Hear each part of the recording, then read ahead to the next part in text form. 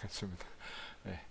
하나님 말씀 한번 보도록 하겠습니다. 우리 자리에서 다 일어나서 마태복음 5장 1절에 12절 말씀입니다. 신약 성경 4페이지 마태복음 5장 1절에서 12절 말씀입니다.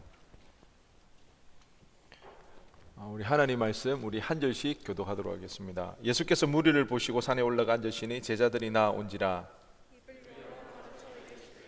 심령이 가난한 자는 복이 있나니 천국이 그들의 것이며 온유한 자는 복이 있나니 그들이 땅을 기업으로 받을 것이며 긍휼히 여기는 자는 복이 있나니 그들이 긍휼히 여김을 받을 것이며 화평하게 하는 자는 복이 있나니 그들이 하나님의 아들이라 일컬음을 받을 것이며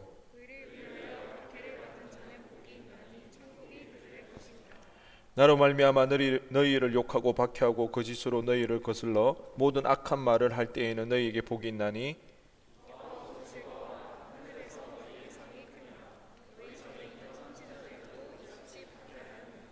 아멘. 앉아주시기 바랍니다. 오늘 본문의 말씀을 가지고 산상수훈 팔복이라는 제목으로 은혜 나누기를 원합니다. 저는 이제 오늘부터 몇 주간 아마 한 8, 9주 되지 않을까 싶은데 그동안 그 기간 동안 이 산상수훈에 대해서 말씀을 전하려고 합니다. 오늘 본문을 살펴보기 전에 우리가 이 산상수훈에 대한 의미를 먼저 알아야 되는데요. 우리가 보는 지금 성경은 어떻습니까? 마태복음 예를 들면 마태복음 1장부터 몇 장까지 있죠? 정리 몇 장이라고? 18? 28장이고 욕하는 줄 알고 제가 그렇습니다. 지금 보는 성경은 장과 절로 이렇게 다 나누어져 있는데 옛날에는 그렇지가 않습니다. 통으로 되어 있습니다. 그러니까 처음부터 끝까지 그냥 쭉 이렇게 내려와 있었던 거죠. 그러다 보니까 그때 글을 적던 사람들의 그 글쓰기 특징 중에 하나가 내용이 전환될 때는 그걸 표시를 해줬어요. 어떻게 표시를 했을까요? 새로운 내용이 시작된다고 했을 때는 그 새롭게 진행될 내용에 대해서 요약 정리를 해줍니다. 간단하게. 그리고 나서 그 다음 그 이야기가 끝나고 나면 다시 한번 정리를 합니다. 그렇기 때문에 글이 쭉 이렇게 이어져 나가도 사람들이 여기서 문단이 끝나는구나, 새로운 문단이 시작되는구나, 그렇게 이해가 되어지는 거죠. 그렇기 때문에 우리가 산상수훈을 말씀이 기록된 이 본문의 앞뒤 구절에 뭐가 나오느냐를 우리가 볼 필요가 있는데 마태복음 4장 23절에 보면 예수께서 온 갈릴리에 두루 다니사 그들의 회당에서 가르치시며 천국 복음을 전파하시며 백성 중에 모든 병과 모든 약한 것을 고치시니, 여기 파란 거에 뭐라고 지금 적혀 있죠? 파란 걸로 표시해 놓은 거는 뭐죠? 크게 가르치고 전파하고 고치는 거. 이게 예수님의 3대 사역입니다. 예수님의 사역이 뭐냐? 그러면 뭐라고 해야 된다? 가르치고 전파하고 고치는 거. 이게 예수님의 사역입니다. 3대 사역입니다. 이게 4장 23절에 그렇게 나와 있고 마태복음 9장 35절에도 그와 같은 말씀이 나옵니다. 예수께서 모든 도시와 마을에 두루 다니사 그들의 회당에서 뭐하고? 가르치고 천국 복음을 전파하시고 모든 병과 모든 약한 것을 뭐하고? 고치셨다. 마태복음에서 가르치고 고치고 전파하고 고치다는 이 세 개의 단어가 같이 나오는 구절은 여기가 유일합니다. 그러면 제가 아까 이야기했다시피 통으로 되어 있는 글에서 내용이 전환될 때 항상 그들은 요약 진술문을 쓰는데 이 4장 23절과 9장 35절이 요약 진술문의 역할을 한다는 거죠. 그렇기 때문에 4장 23절부터 앞으로 내가 어떤 거를 적겠다? 예수님의 3대 사역, 가르치고 전파하고 고친 사역에 대해서 내가 기록을 하겠다. 그리고 9장 35절에서 지금까지 예수님의 가르치고 전파하시고 고친 사역에 대해서 이야기를 진술해 놓았다고 우리는 알 수가 있는 거죠. 무슨 말인지 이해가 되시죠? 그렇기 때문에 그걸 통해서 우리가 알 수 있는 것은 마태복음 5장에서 9장까지는 예수님의 3대 사역이 기록되어져 있는 내용이라는 거죠. 그런데 거기서도 우리가 두 가지로 나눠볼 수가 있는데요, 5장에서 7장까지는 예수님의 가르치신 사역, 그리고 전파하신 내용들이 기록되어 있습니다. 그리고 마태복음 8장과 9장에서는 예수님이 병자를 고치신 사역에 대해서 기록되어 있습니다. 특히 우리가 산상수훈이라고 했을 때는 마태복음 5장에서 7장까지를 산상수훈이라고 그럽니다. 결국 예수님께서 3대 사역 중에 하나 가르치고 전파한 내용들이 이 산상수훈에 있다는 거죠. 저는 올해를 시작하면서 이 연초에 왜 산상수훈을 본문의 말씀으로 택했는가, 저는 이 산상수훈의 말씀을 여러분들과 함께 나누고 생각할 때에 두 가지를 기억했으면 좋겠습니다. 한 가지는 예수님이 정말 전하시고자 하시는 내용이 무엇인가를 알기를 원합니다. 예수님의 마태복음 보면 예수님의 첫 설교입니다. 그것도 무려 몇 년 전에? 2000년 전. 여러분 여태까지 설교 진짜 많이 들어왔잖아요. 졸고 지겹지는 않죠. 다 누구의 말씀을 가지고? 예수님의 말씀을 가지고, 그 내용을 가지고 뭐 각주를 달고 주석을 달고 해석을 해가지고 말씀을 전하는데, 우리 그 예수님의 그 설교 원문을 한번 보자는 거예요. 그리고 예수님이 정말 원하시는 게 뭔가를 한번 생각해 보자는 겁니다. 올해를 시작할 때. 그리고 또 한 가지는 예수님이 전한 이 말씀을 들으면서 다시 한번 나는 진짜 예수님을 진짜 믿기를 원하는가? 진짜 내가 예수님을 믿고 싶은가? 내가 이 교회를 다니고 신앙생활하는 이유가 진짜 예수님을 믿고 싶은가? 한번 점검해 보자는 거예요. 그러고 나서 나는 예수님을 믿고 싶은 게 아니었구나 해서 교회를 나가라는 이야기가 아니에요. 그렇게 적용을 하면 안 됩니다. 예수님의 말씀이 이런 거기 때문에 내가 더 예수님을 잘 믿어야 되겠다. 두 가지, 예수님이 정말 하시고 싶었던 내용이 무엇인가, 전하고 싶었던 내용이 무엇인가, 그리고 또 한 가지는 정말 내가 예수님을 믿기를 원하는가. 그 두 가지에 대해서 생각해보는 그런 시간들이 되었으면 좋겠습니다. 그래서 오늘은 그 산상수훈은 예수님이 산에서 말씀을 전했기 때문에 산상수훈입니다. 뭐 우리가 생각하는 굉장히 높은 산, 그런 산이 아니라 그 야트마가 언덕이라고 보면 됩니다. 거기에 올라가서 예수님이 육성으로 말씀을 전했어요. 그래서 그 산에서 전했던 말씀이라고 해서 산상수훈이라고 이렇게 이야기합니다. 그래서 마태복음이 대표적으로 나오죠. 누가복음에도 나옵니다. 누가복음 6장에도 예수님의 산상수훈의 이야기가 나오는데 그거는 간략하게 요약 정리가 되어 있는데요, 마태복음에 굉장히 길게 잘 나와 있습니다. 마태복음 몇 장이 예수님의 산상수훈이다? 5장, 6장, 7장이다. 그리고 8장, 9장은 뭐다? 예수님이 병자를 고치신 사역. 예수님의 3대 사역은 뭐다? 가르치고 고치. 시험 칩니다. 학점 잘 받으세요. 3대 사역입니다. 그래서 우리가 오늘 이 시간 예수님의 그 말씀, 메시지에 대해서 생각해 볼 텐데, 그 중에서 제일 처음 예수님께서 하신 말씀 많이 들어봤죠. 팔복입니다. 팔복. 8가지 복에 대해서. 그래서 이 팔복의 의미가 뭔지에 대해서 우리가 두 가지로 생각해 보기를 원하는데, 첫째는요, 팔복은 조건 없는 하나님의 복이다. 한번 따라해 보겠습니다. 팔복은 조건 없는 하나님의 복이다. 조건 없는 하나님의 복이다. 다른 말로 하면 하나님의 복을 받지 못할 사람이 없다는 거예요. 지금 예수님께서 8가지 복에 대해서 이야기를 하는데, 이 복을 받지 못할 사람이 없다는 겁니다. 여러분들은 팔복을 볼 때 어떤 생각이 듭니까? 팔복. 어떤 사람이 이 복을 받을 것 같다고 생각하시나요? 심령이 가난한 자, 애통한 자, 온유한 자, 의에 줄이고 목이 마른 자, 그 다음 뭐죠? 긍휼히 여기는 자, 그 다음에 마음이 청결한 자, 화평하게 하는 자, 의를 위하여 박해를 받는 자. 여러분, 이 8가지 이것이 이렇게 되어야만 복을 받을 수 있을까요?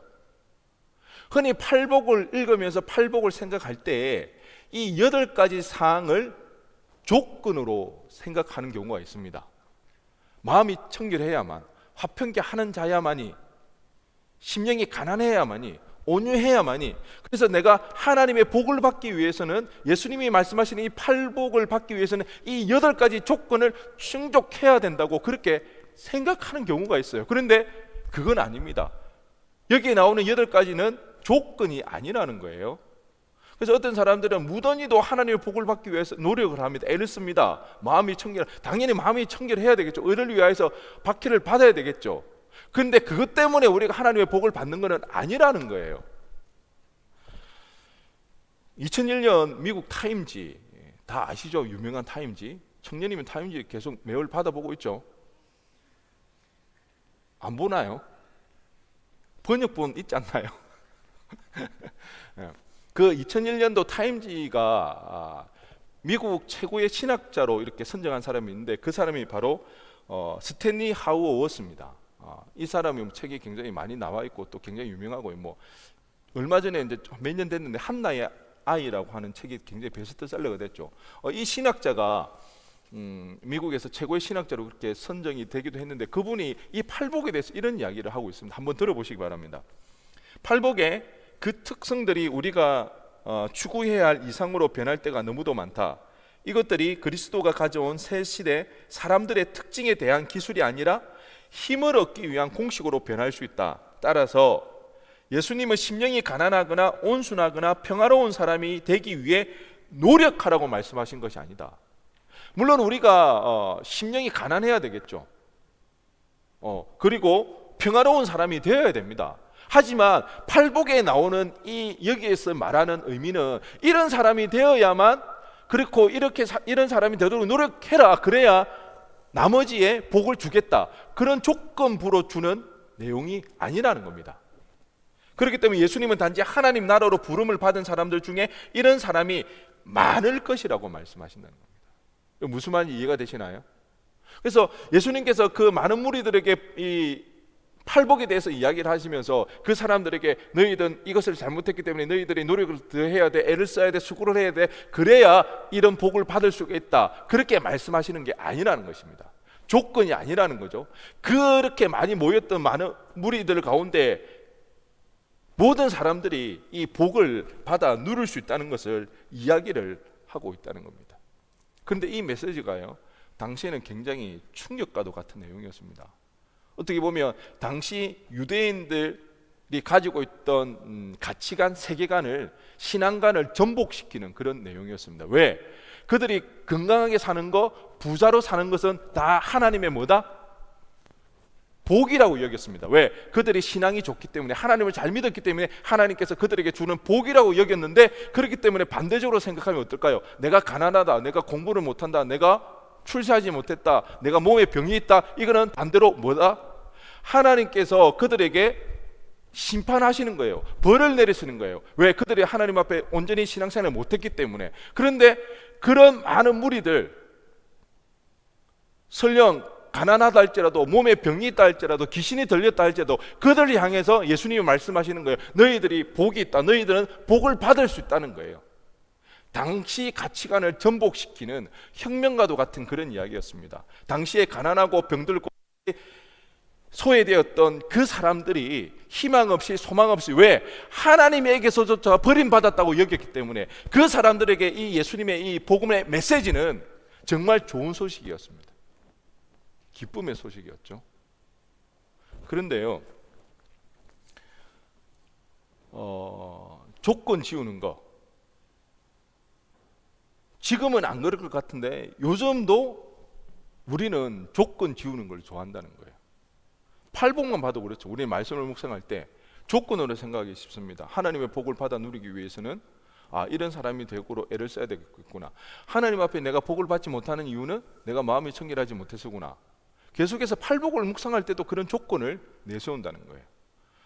여러분, 좋은 대학 나오지 못하면, 좋은 직장에 들어가지 못하면, 성공하지 못하면 하나님의 복을 받지 못하는 인생인가요? 행복하지 못할까요? 아니죠. 아니라는 거 다 동의하시나요? 그렇게 생각하시나요? 아니에요.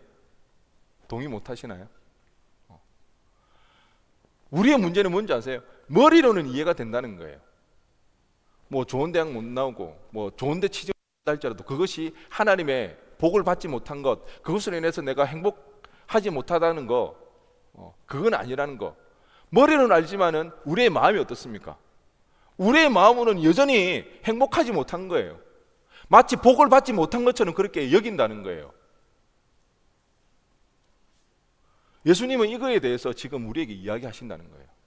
여러분, 우리는 어느새 여전히 타락한 본성과 세상에서 들려오는 많은 메시지에 우리의 마음이 이미 오염되어 있다는 거예요. 세상의 법칙대로, 세상의 방식대로 우리는 행복을 누리려고 하는 거예요.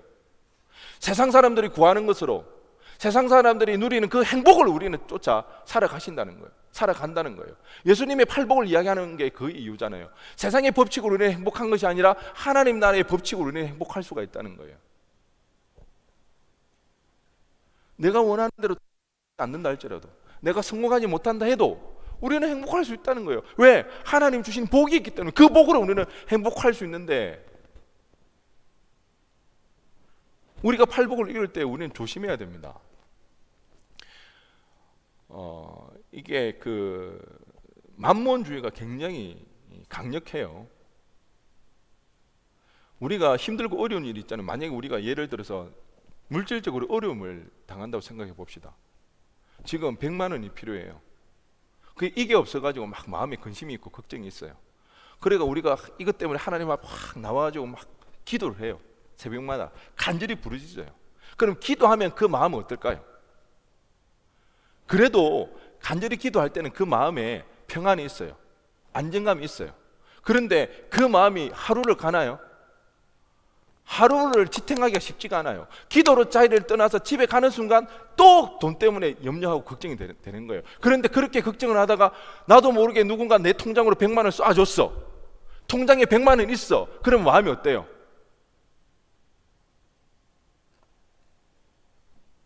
마음이 편안해지겠죠.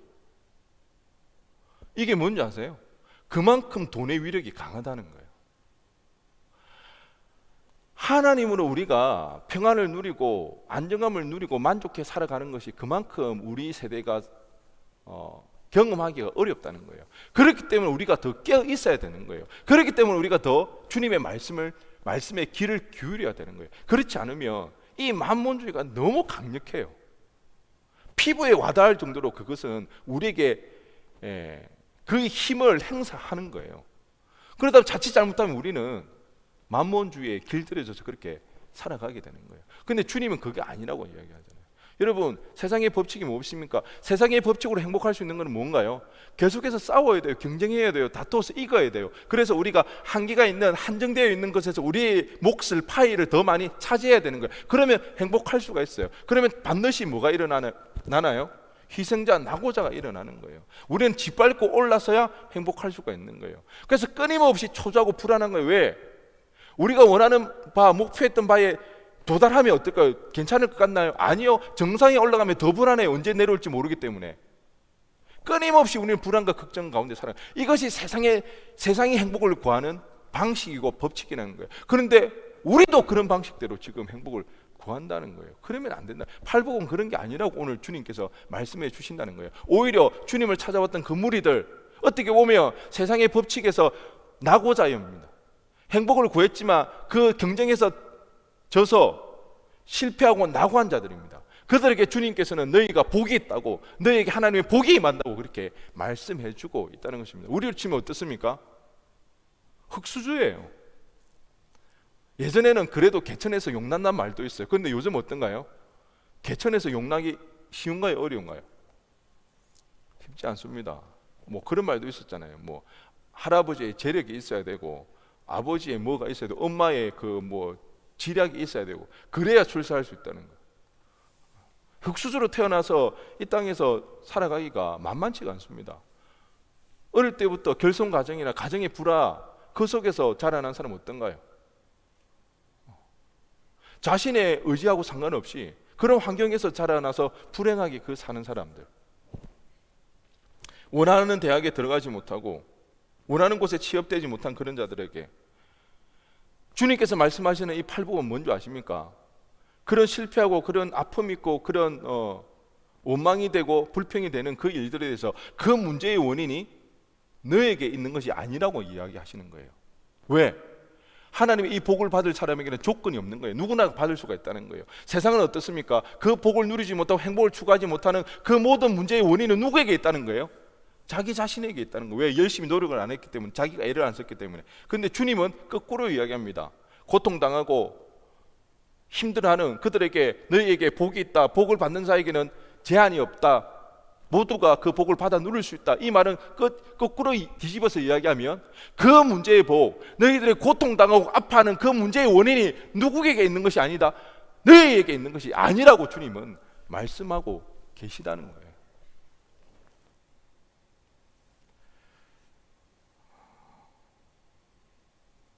팔복은 우리가 변해야 복을 받는다. 우리가 변해야 성공하고 꿈꿀 수가 있고 그 꿈이 이루어져야만 행복할 수 있다. 그게 아니라는 것을 우리 주님은 지금 팔복을 통해서 이야기해 주고 있다는 것입니다. 그래서 이것은 가치 혁명입니다.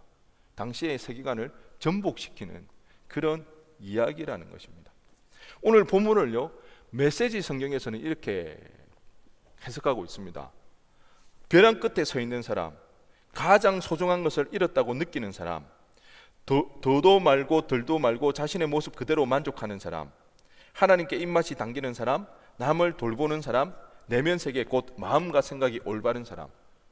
여러분, 살다 보면 벼랑 끝에 몰린 듯한 가장 소중한 것을 잃어버릴 때가 있다는 거예요.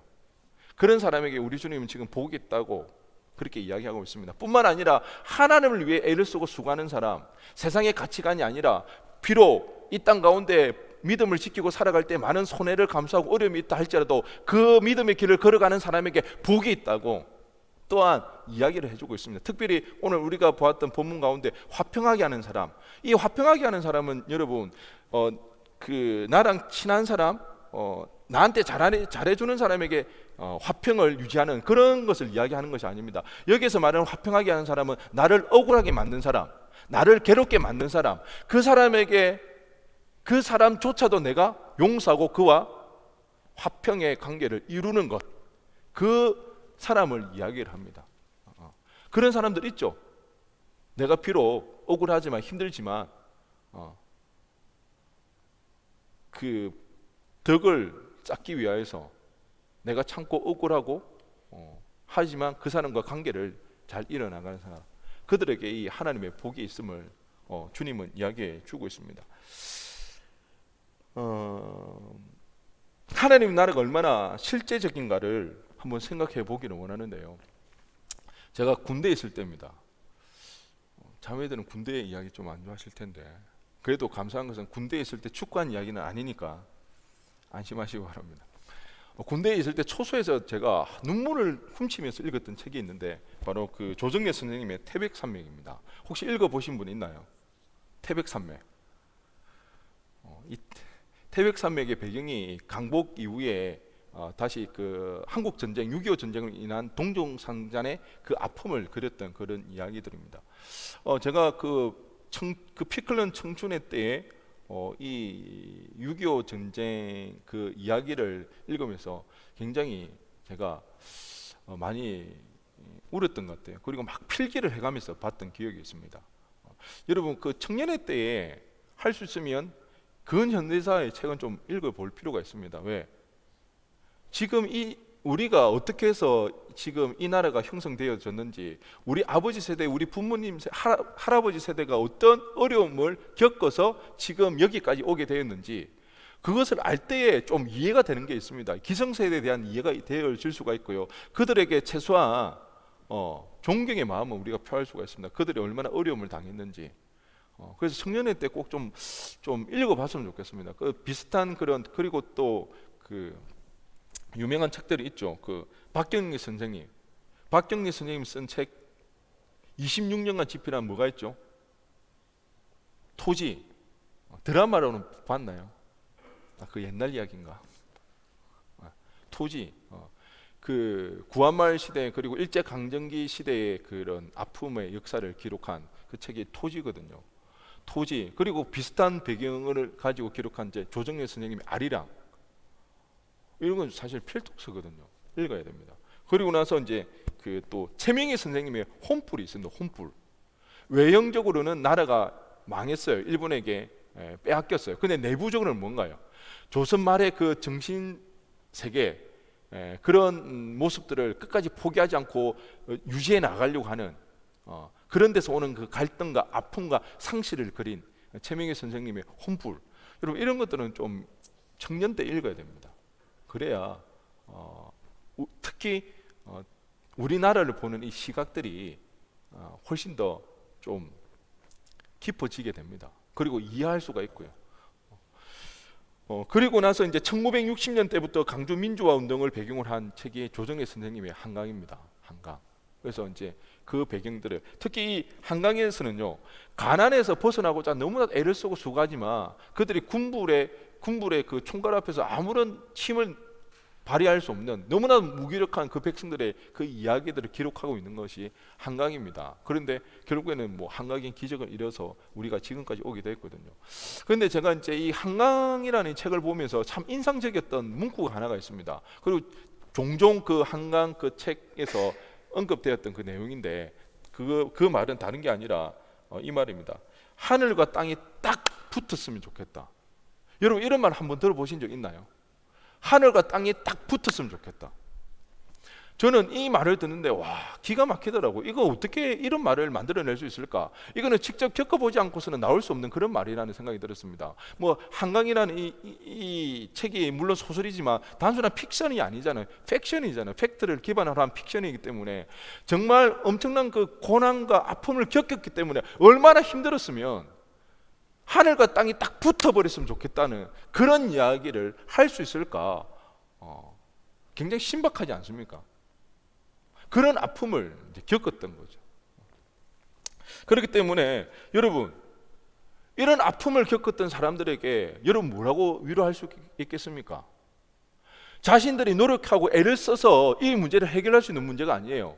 군부의 총칼 때문에 그들은 숨을 쉴 수가 없는 거예요. 대항할 수도 없어요.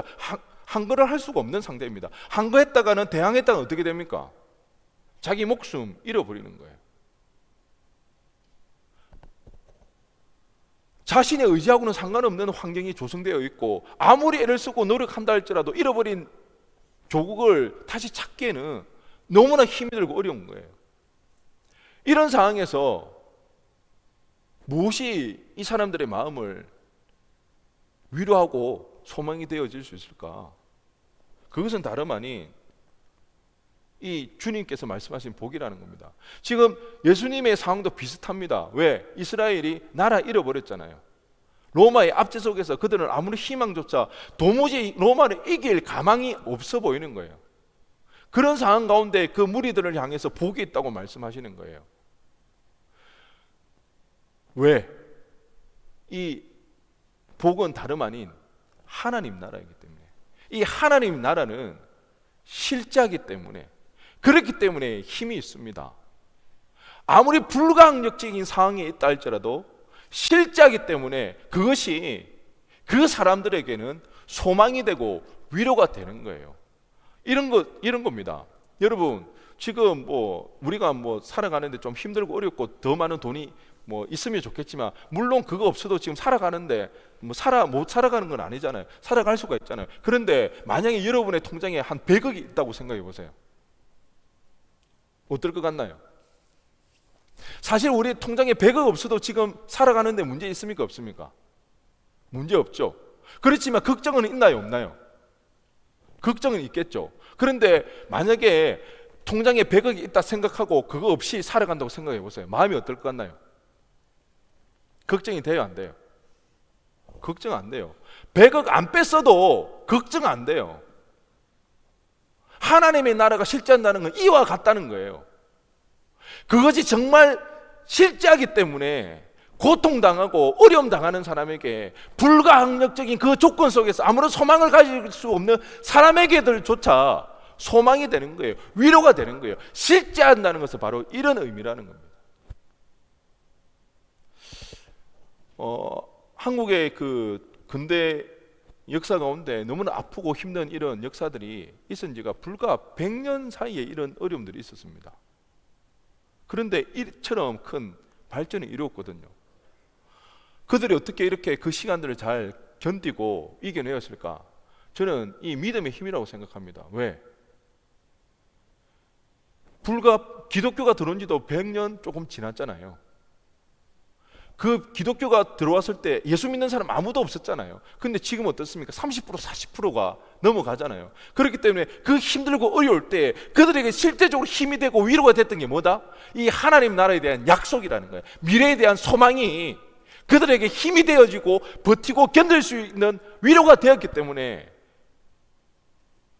한국 역사, 근현대 역사 가운데 이 기독교가 급성장할 수 있다고 저는 생각이 되어집니다. 실제한 하나님이 나라이기 때문에 그 미래에 대한 약속이 오늘을 살아가는 사람들에게 소망이 되어지고 희망이 될 수가 있는 것입니다. 주님께서는 희망 없고 소망 없는 사람에게 그 이 하나님 나라에 대한 유업을 약속으로 주고 있다는 것입니다. 뿐만 아니라 미래에 대한 그 소망뿐만 아니라 오늘을 살아가는 우리에게도 이 하나님의 나라는 실제적으로 힘이 되어집니다. 요즘 그 MBTI가 좀 다시 유행을 하더라고요. 여러분 MBTI 다 해보셨나요? 근데 지금 지금 청년들하고 제가 이야기를 해보니까 MBTI가 이번에 처음으로 유행을 하는 것처럼 알고 있는데 안 그랬거든요. 제 청년 때 수련회에 갈 때마다 한 게 MBTI였습니다. 그거 몰랐죠? 이거 다시 유행하는 거예요. 그래서 저는 처음에 MBTI가 왜 다시 유행하지 그런 생각을 했거든요. 우리 수련회 갈 때마다 우리는 전문 그 강사를 불러가지고 막 설명도 듣고 막 그렇게 했거든요. 그래가지고 왜 그런지 모르겠는데 요즘 MBTI 굉장히 유행입니다. 그래서 제가 몇 번 했는데 생각이 안 나더라고요. 그래가지고 다시 한번 최근에 한번 다시 해봤습니다. 그 MBTI가 8가지로 되어 있죠. E와 I로 되어 있잖아요. 처음에 제가 뭘 것 같나요? E일 것 같나요? I일 것 같나요? 성호야 뭘 것 같아 목사님? 관심 좀 가져줄래 목사님한테? 제가 E일 것 같습니까? I일 것 같습니까?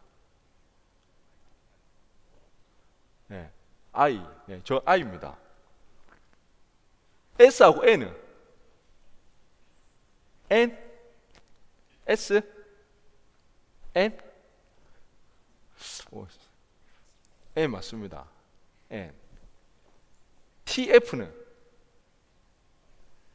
TF. TF. 아리까리 합니까? TF. 그 다음 PJ는? PJ? 네. 제 검사를 해보니까 INFJ가 나왔습니다. 인프제. 혹시 INFJ 있나요? 저기 뒤에 한 명. 또 저 검사해가지고 집에 가보니까 우리 와이프도 INFJ라고 하더라고요. 그래서 제가 인프제라고 하니까 첫 마디가 여보 F 아니라고 나보고 T라고 그러더라고요. 그래서 저도 T인 것 같은데 근데 제가 가만히 보니까 제가 F가 맞는 것 같더라고요. 근데 T도 굉장히 제가 개발이 되어 있는 것 같아요. INFJ의 특징을 보면 왜 웃으세요? 이런 관심 좋아합니다. 제가 대략적인 것만 좀 찾아봤는데 페르소나를 잘 사용한다. 그러니까 가식적인 가면을 쓰고 이제 주원아 왜 그래 웃는데 진짜 그런 것 같아? 네. 그런 활용을 잘한다고 합니다. 네. 타고난 사회적 카멜레온이다. 기회주의자인가? 다소 내성적이기 때문에 겉모습만으로는 속을 알 수 없다. 대부분 겉은 차가우나 속은 따뜻한 스타일이다. 약간 차가운 도시남 같은, 약간 비웃는 것 같은데 정신이. 분쟁과 다툼을 싫어하여 피하고자 한다. 직관력과 통찰력, 관찰력이 매우 뛰어나다. 눈치가 빨라서 본질, 거짓말, 가식 등을 간파하지만 대부분 알고서도 모른 척한다. 왜? 소심하기 때문에. 내성적이라서. 맞는 것 같아요. 저는 게다가 또 A형이거든요. 그것도 AA. 근데 눈치는 굉장히 빨라요. 오늘도 서연이가 파마를 하고 왔더라고요. 그래서 제가 보고 서연이 파마했네. 근데 머리를 잘란 걸 몰랐습니다. 근데 제가 이런 걸 좀 캐치가 좀 빠른 것 같아요. 또 눈치도 좀 빨라요. 딱 보고. 그래서 저는 이제 그런 게 있습니다. 누가 나보고 좀 만나자 하면 굉장히 심장이 쫄립니다. 뭘 잘못했지? 또 무슨 일이 있지? 그리고 대략 또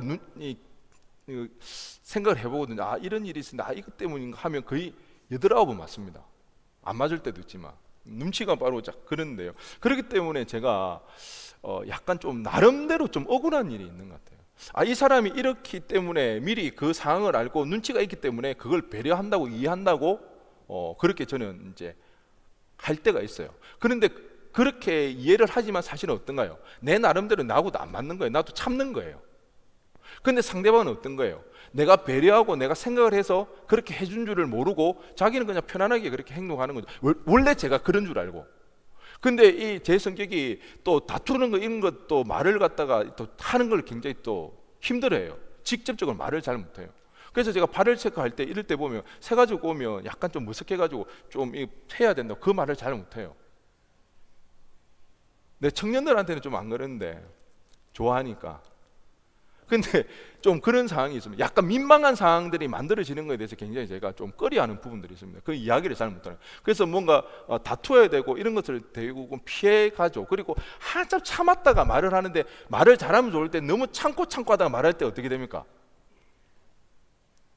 폭발해가지고 감정이 안 돼가지고 막 그런 이제 경우가 많습니다. 그러다 보니까 나름대로는 계속 참고 있다 보니까 그 사람은 내가 원래 그런 줄 알고 내가 나름대로 참으면서 배려하는 줄을 모른 채 생활하다 보니까 나름대로 계속 억울한 거예요. 그런데 이걸 말을 하지는 못해요. 좀스러워 보이기도 하고 민망하기도 하고. 혹시 이런 거 좀 이해되시는 분 있나요? 제가 특이한가요? 이런 이제 상황들이 계속해서 이제 있다 보면 참 나름대로 나는 언제까지 이렇게 억울하게 이렇게 참으면서 살아가야 될까 그런 생각이 들 때가 있는 거죠. 그랬을 때 제가 하루는 기도를 하는데 참 은혜가 됐던 게 하나님이 한마디 하시더라고요. 내가 다 안다. 여러분 그 한마디가 얼마나 위로가 되는지 몰라요. 왜? 하나님이 아신다고 그러니까. 하나님이 아신다고 그러니까 다른 사람이 아는 게 중요한 게 아니에요. 네가 그렇게 네가 기질적으로 성격적으로 그런 것을 내가 알고 있다. 그래서 네가 더 예민하게 참는다는 것을 내가 안다. 네가 억울한 건 내가 안다.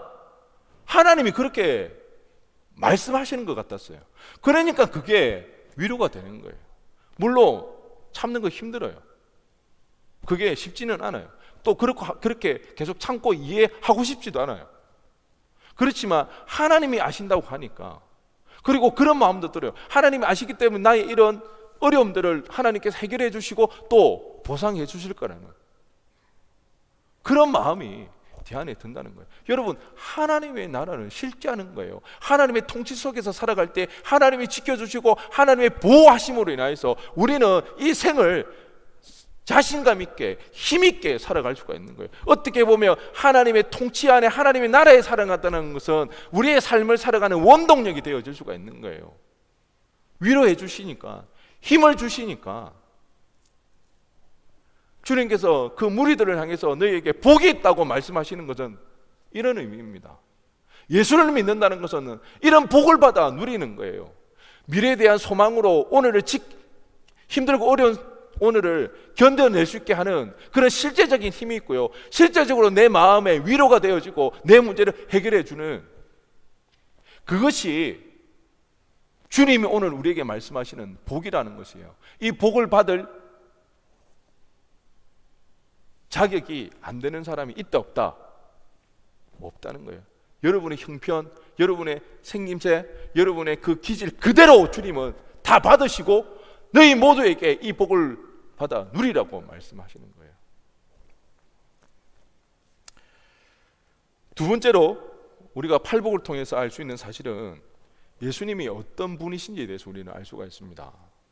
두 번째, 팔복을 통해 메시아이신 예수님을 알 수 있다. 한번 따라해 보겠습니다. 팔복을 통해 메시아이신 예수님을 알 수 있다. 네, 메시아이신 예수님을 알 수가 있다. 예수님께서는 지금 갈릴리에서 사역을 했습니다. 예수님의 3대 사역이 뭐라고 했죠? 3대 사역? 가르치고 전파하고 고치시는 사역을 했습니다.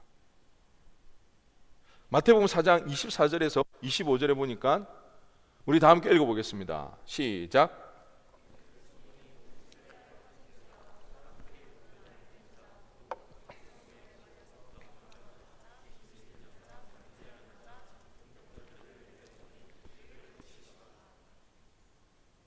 (25절) 네.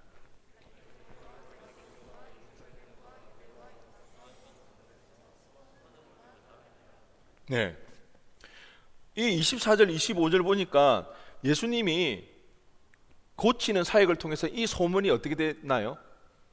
유대 전 지역에, 우리나라로 치면 제주도에서부터 백두산까지 이 소문이 다 퍼진 거예요.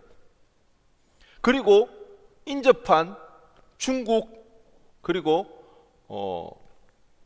일본에까지 소문이 퍼진 거예요. 그러니까 그 소문을 듣고 사람들이 몰려온 거죠.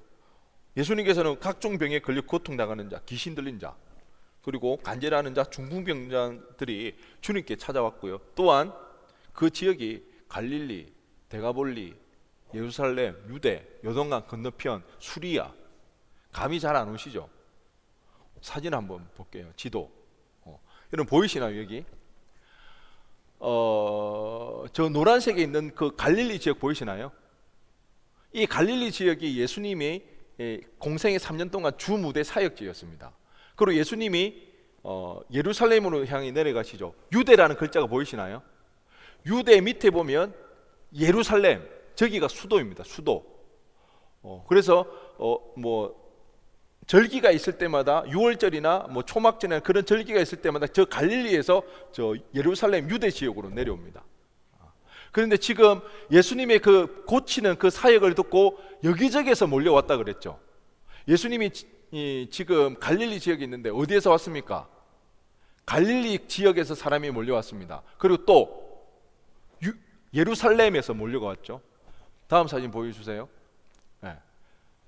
예루살렘, 그 다음에 유대, 그리고 요단강 어디 건너편 데가볼리, 저기 이방 나라입니다. 저기에서도 예수님에게 몰려왔습니다. 그리고 저 위에 보니까 뭐가 있습니까? 수리아, 오늘날의 시리아입니다.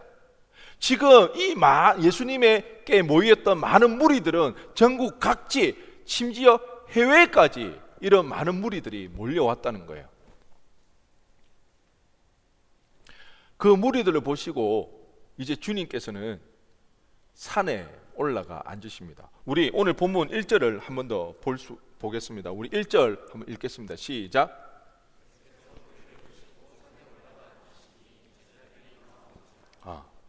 여기서 우리가 생각해 봐야 될 거, 산에 올라가 앉으시니 어떻게 보면 큰 의미가 없을 것 같은, 별로 중요하지 않을 것 같은 이 한 문구가 굉장히 중요한 의미가 있거든요. 우리가 성경을 읽을 때는 의미 없는 구절이 없거든요. 그렇기 때문에 그런 것을 좀 유심히 살펴볼 필요가 있는데, 산에가 올라 앉았다. 제가 서두에도 이야기했지만 산상수훈이 누가복음 6장에도 나오지만 비슷한 사항이에요. 그런데 거기에는 예수님께서 평지에서 말씀을 전하시거든요. 그런데 마태복음은 굳이 예수님이 산에 올라가 앉으셨다고 그렇게 이야기를 하고 있습니다. 그랬을 때 우리가 생각해 볼 수 있는 것은, 산 하면 여러분 뭐가 생각이 나나요? 산신령? 죄송합니다. 산하면 어떤 인물이 생각나나요? 산하면 생각나는 인물, 모시 있잖아요. 새. 뭐 어떤 인물? 아시죠 여러분? 사나미와 모세가 생각나잖아요. 왜? 뭐냐? 여기 무슨 성전이에요? 모리아 성전. 이 모리아가 신의 산, 똑같은 말이거든요. 신의 산에서 뭐 했죠?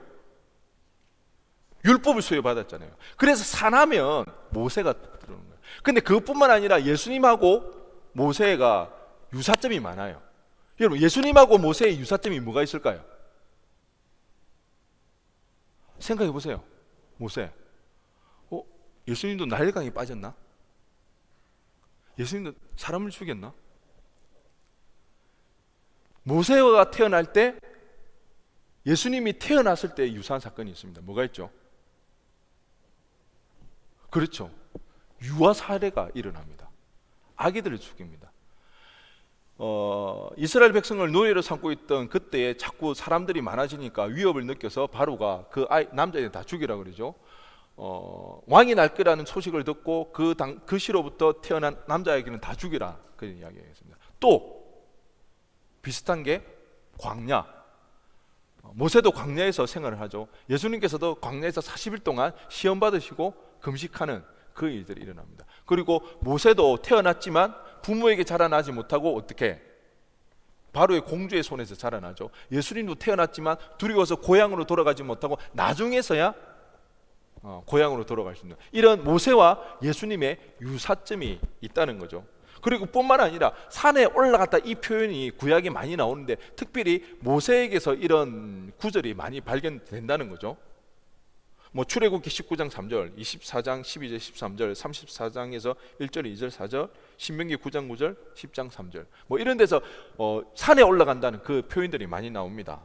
그리고 산상수훈이 끝나고 마태복음 8장 1절에 보니까 예수님께서 산에서 내려오시니라는 이런 구절이 나오거든요. 근데 이게 출애굽기 34장 29절에서 모세가 산에서 내려오는 것과 똑같은 표현이라는 거예요. 뿐만 아니라 또 중요한 것은요, 예수님께서 산에 올라가 뭐 했다고 했죠? 산에 올라가서 서서 이야기했나요? 산에 올라가서 졸지 말라고 제가 그랬습니다. 산에 올라가 앉으셨다고 그랬잖아요. 이거 중요한 의미가 있습니다. 이것은 어떤 의미가 있냐면 앉으셨다는 것은 보통 율법을 전수하는 자들을 표현할 때 앉아서 율법을 전수하거든요. 그렇기 때문에 그 전수하는 사람들이 통상 취하는 자세가 앉은 자세예요. 그렇기 때문에 그 산에 올라가 앉았다는 것은 율법을 전한다는 의미입니다. 큰 의미가 없을 것 같고 중요하지 않을 것 같던 산에 올라가 앉았다는 이 구절을 통해서 저자 마태는 뭘 이야기해주고 있습니까? 예수님의 모습을 통해서 누구가 오버랩 되죠? 모세가 오버랩 되면서 이 예수님이 바로 모세와 같이 뭘 전해주고 있다?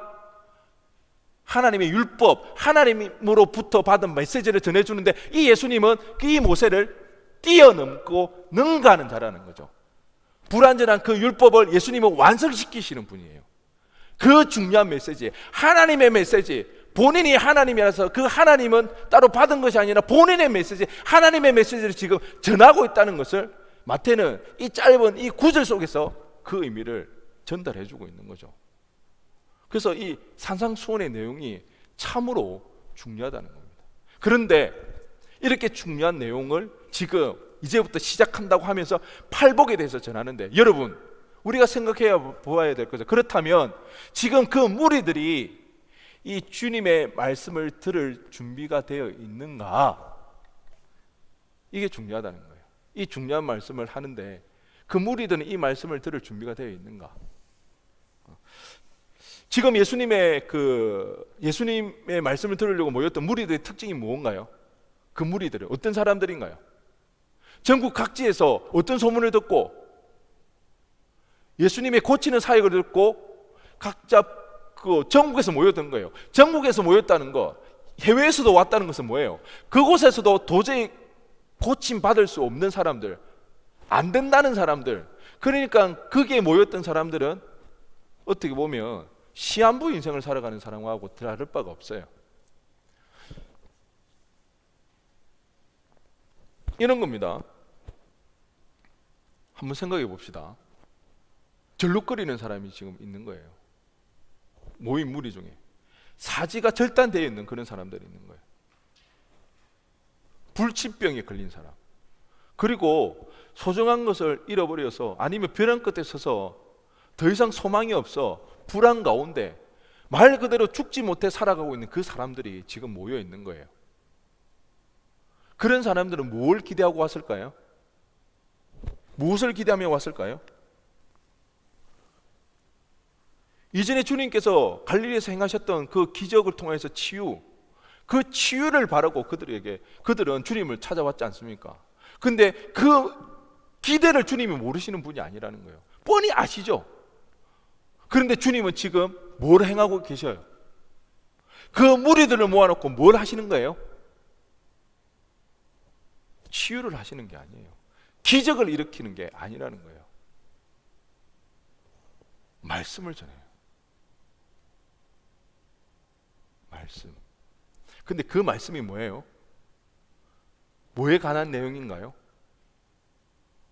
복 받는 이야기입니다. 근데 이게 진짜 아이러니한 거예요. 여러분, 어제 암 진단을 받은 사람이 있어요. 그런데 그 사람에게 너는 복 받은 자다 이야기하면 어떨까요?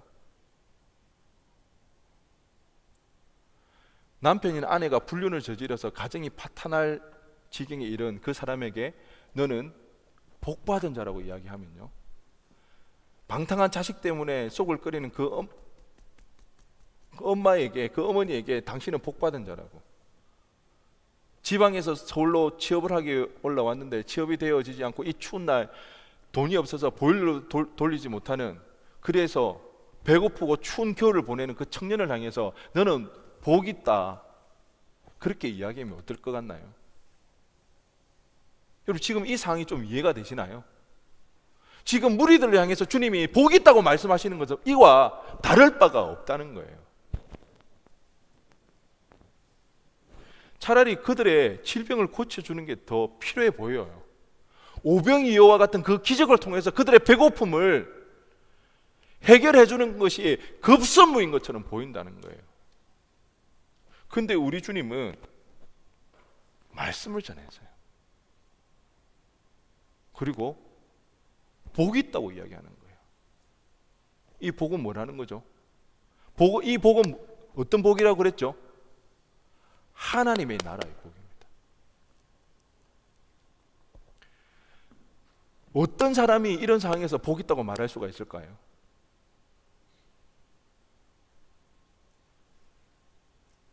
주님은 그 하나님의 나라가 실제하다는 것을 누구보다 잘 알기 때문에, 그 나라의 주인 되시기 때문에, 자기를 통하지 않고서는 그 나라를 상속받을 수 없기 때문에, 그들의 질병 때문에, 그들의 고통 때문에, 그들이 주님을 찾아온 이것을 통해서 그들이 하나님 나라에 대한 메시지를 들어 그 나라를 상속받을 수 있기 때문에 그것이 복되다고 주님은 말씀하시는 거예요. 주님은 우리 인간에게, 우리에게 무엇이 가장 중요한 것이, 무엇이 가장 절실한지를 너무나도 잘 아시는 거예요. 우리 인생 잠시 잠깐 왔다 사라지는 이슬로가 같은 그런 인생이라는 거예요. 근데 이때 고생 없이 어려움 없이 잘 먹고 잘 살다가 주님 모른 채 살아가 지옥 간다면 그 인생만큼 불행한 인생이 없다는 거예요. 그렇지만 지금 고통 가운데, 아픔 가운데 오히려 그것을 인하여서 주님을 찾게 되어지고 주님의 말씀을 들어 하나님의 나라를 상속받게 되는 그 일은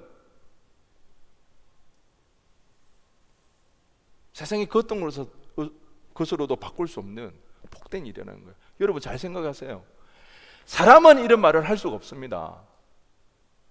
그런 상황에서 복되다고 어떻게 이야기해 줄 수가 있나요? 사람에게는 한계가 있습니다. 그 병을 고쳐주는 거, 그 배고픈 사람을 배불리는 거, 그것이 최고의 대안이에요. 그 이상 해줄 수 있는 게 없는 거예요. 그렇기 때문에 복되다고 말을 못하는 거예요. 병을 고쳐주지 못하는 이상. 근데 주님은 그 이상의 것을 해줄 수가 있다는 거예요. 하나님 나라를 소유하게 됐을 때 믿음은 들음에서 난다고 했어요. 그 들음은 그리스도의 말씀이라는 것입니다. 그 예수님의 말씀을 듣고 믿음이 들었을 때 그들은 하나님의 나라를 상속하게 되었을 때, 이것이 복이라는 것이에요. 이것을 통해서 예수님이 누구신가, 그 하나님의 나라를 우리에게 상속시켜 줄 수 있는 그 나라의 주인 되시고, 그분을 통해서만 우리가 구원받을 수 있는 메시아, 구세주, 구원자이기에 주님은 그 무리들을 향해서 복되도다고 이야기해 줄 수가 있다는 거예요. 왜? 하나님의 나라를 그들에게 상속시켜 줄 수가 있기 때문에. 여러분, 재미난 건 뭔지 아세요? 기대한 바가 달라요. 지금 나는 너무 지금 배가 고픈데, 나는 지금 당장이라도 죽어가는데, 그런 상황에서 복되다고 그러면 무리들이 어떻게 반응해야 될까요? 뭐라고? 지금 내 상을 보고도 그런 말이 나오냐고 막 항변하고 화가 치밀어서 그 자리를 박차고 뛰어나가고 그래야 되지 않나요? 그런데 재미난 사건이 일어납니다. 이 산상수훈이 끝나는 마지막 장면에 보니까 이런 이야기가 나옵니다. 마태복음 7장 28절에서 29절 보니까 예수께서 이 말씀을 마치심에 무리들이 그의 가르치심에 뭐 했다는 거예요? 놀라는 거예요. 이는 그 가르치시는 것이 권위 있는 자와 같고 그들의 서기관들과 같이 아니함일러야. 예수님이 하시는 그 말씀이 뭐 했다는 거예요? 와닿았다는 거예요. 그것이 믿어진다는 거예요. 그냥 허풍 같은, 그냥 듣기 좋은 그런 말이 아니라는 거예요. 그들에게 그 하나님 나라는 실제가 되었습니다. 가만히 보세요. 그 무리들이 고침받았다는 이야기 나오나요? 해외에서 왔어요. 저 땅 끝에서 올라왔어요. 주님의 고침을 바라보고 온 거예요. 그런데 고침받았다는 이야기가 없어요. 그렇지만 예수님의 말씀을 듣고 놀라는 거예요. 그들은 자신의 병고침을 받는 것보다, 그들의 문제를 해결하는 것보다 더 중요한 것, 더 그들의 삶을 보장해 줄 수 있는 그 하나님의 나라를 상속받아 가는 그 놀라운 일들을 경험하게 되는 거예요. 여러분, 하나님 나라가 실제하기 때문에 더 큰 나라고 더 확고한 진리이기 때문에 문제는 더 이상 문제가 되어지지 않은 거예요. 더 큰 것이 들어오면 내가 가지고 있는 이 문제는 더 이상 문제가 되어지지 않는 거예요. 하나님의 나라는 그 어떤 문제보다 더 크다는 겁니다. 사지가 절단이 되고 불치병에 앓고 시한부 인생을 살아가는 그들에게 그 병의 고침이 아니고 이런 소망을 줄 수 있는 것이 세상 그 어디에 있겠습니까? 하나님의 나라가 그렇다는 거예요. 실제는 하나님의 나라이기 때문에 그 하나님의 나라는 구원자이신 예수 그리스도를 통하여서만 받을 수가 있다는 것입니다. 팔복을 통해서 우리는 예수님이 누구인지에 대해서 알 수가 있는 거예요. 제가 그 새벽 기도를 항상 목사이기 때문에 반드시 가야 되겠죠. 그런데 새벽 기도는 아무리 해도 적응은 안 되는 것 같아요. 힘들어요. 그리고 때로는요, 새벽에 일어났을 때 일어나자마자 작정을 할 때가 있어요. 어떤 작정인 줄 아십니까? 오늘 기필코 설교 끝나면 바로 집에 와야지. 왜? 너무 피곤하니까. 그래도 안 나갈 수는 없으니까. 그래도 불 끄면 안 보이잖아요. 다음부터 새벽 기도 나와서 저 찾지 마세요. 기도하는지 안 하는지 그런 거 본인 기도하고 가시면 됩니다. 너무 피곤하니까 어떤 날은 오늘은 눈 뜨자마자 오늘 담임 목사님 설교 끝나면 바로 집에 와야 되겠다. 그런데 재밌는 것은 그런 날일수록 더 기도의 시간이 길어진다는 거예요. 분명히 몸은 피곤해요. 그리고 할 일이 많을 때도 있어요. 지금 기도하기보다는 빨리 가서 뭔가를 해야 돼요. 뭐 설교 준비를 한다든지 뭘 해야 할 일이 쌓일 때가 있어요. 그런데 그 기도의 시간을 박차고 일어서지를 못하는 거예요. 계속 민거적거리는 거예요. 조금만 더 하려고.